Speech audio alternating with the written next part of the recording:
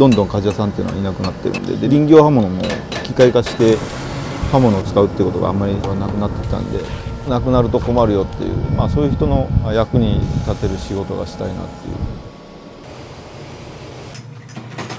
包丁は世界一です。はい、いらっしゃいませ。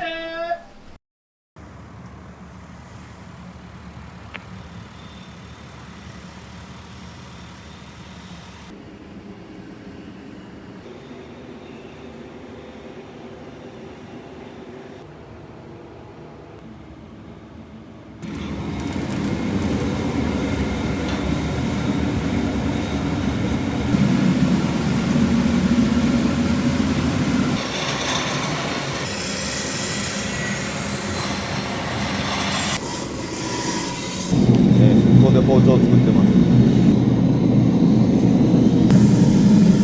これね、燃料を温めてるんですけど、飲食店からもらってきた天ぷら油を炉で燃やして、これで鍛造できるんですけど、ガス代とかね、高騰しちゃってるんで、燃料代を削減するのと、あとエコっていうところで、僕6代目ですね。で、150年ぐらいやってるんですけど、おじいちゃんのおじいちゃんのおじいちゃんぐらい。どんどん鍛冶屋さんっていうのはいなくなってるんで、林業自体がね、やってるところはどんどん少なくなってきたし、機械化して刃物を使うってことがあんまり手道具を使うってことがなくなってきたんで、使う人がいるからっていうのと、うちがこれをずっとやってきたっていうのがあるんで、これやめちゃうともったいないかなっていう一応高知の伝統工芸なので、それやめちゃうとアイデンティティがなくなるかなっていうところでやってるんで、もったいないですよねやめちゃうと。黒鳥に来たのが去年の4月なので10ヶ月ぐらい、師匠っていうものも自分の中ですごい大事だったので、誰に教わるかとかで、ひろしさんと知り合っていろいろ話していくうちに、この人の下でだったら自分も成長できるっていうのを感じた。師匠ぶらないというか、すごい親しみやすく接してもらえるっていうところがすごいあって、だけど、ちょっと抜けているところもあるというか、そういうところを見たりすると、支えたいって言ったらあれですけど、黒鳥を支えていきたいな、ひろしさんを支えていきたいなみたいな、そういう二面性があるような人ですね。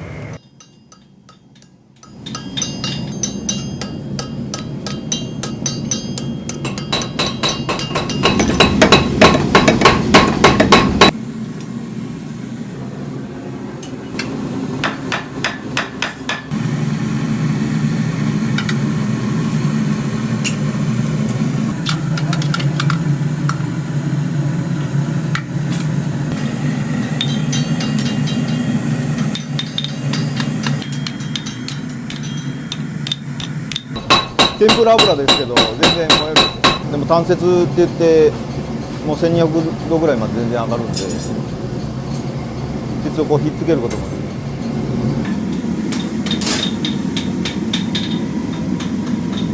る。はい、ありがとうございます。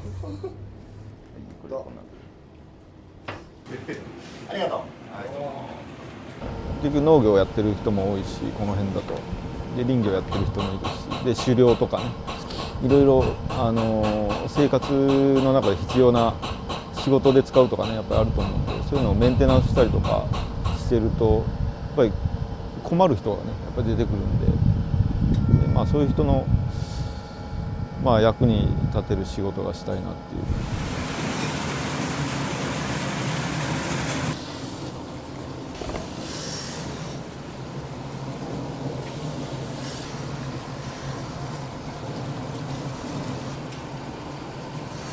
もう天ぷら油は全然心配なく燃やしっぱなしなんで、その弟子にやらせられるっていう。燃料代が高いと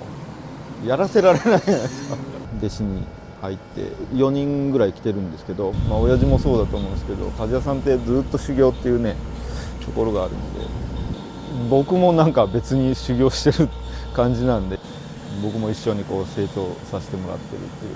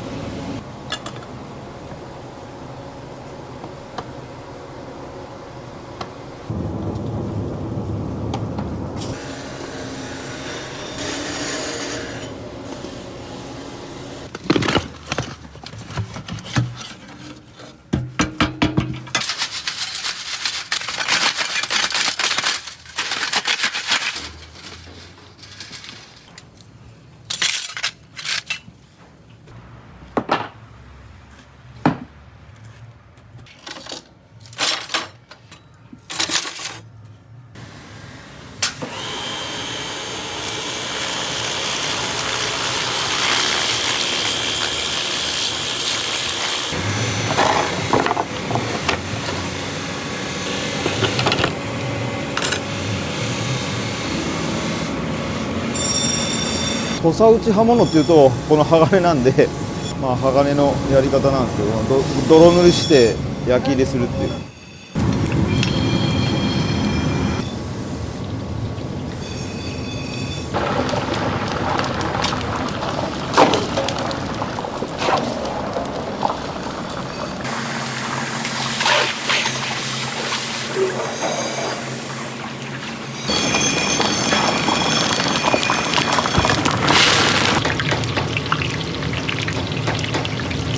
ちょっとうちは二段焼き入れって言って急激に冷ますと、割れちゃったりとかしやすいんで、一旦220度ぐらいの油に入れるんですよ。曲線を緩やかにするんですよ。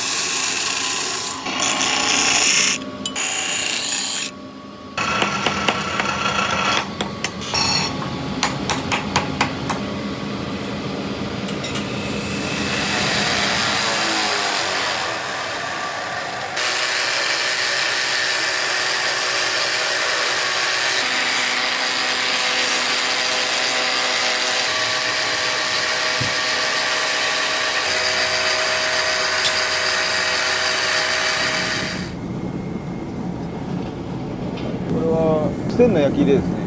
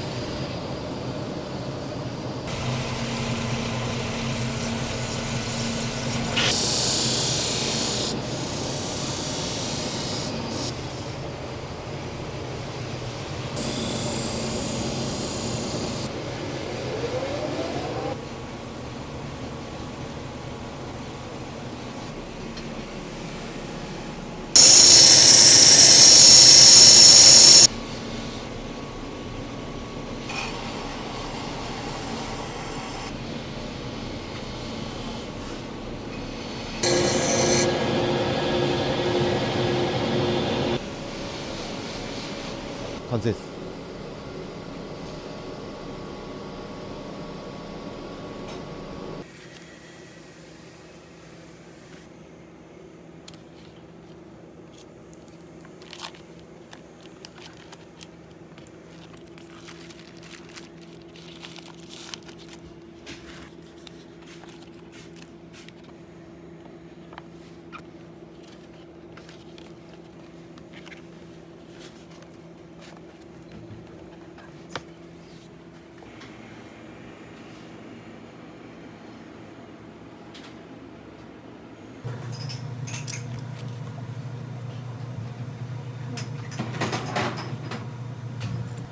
モドルさんの包丁以上の包丁まだ出会ってないので、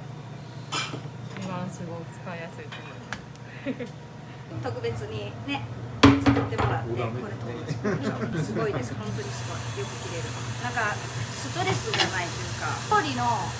テンションが上がる。本当に全然違う。包丁は世界一です。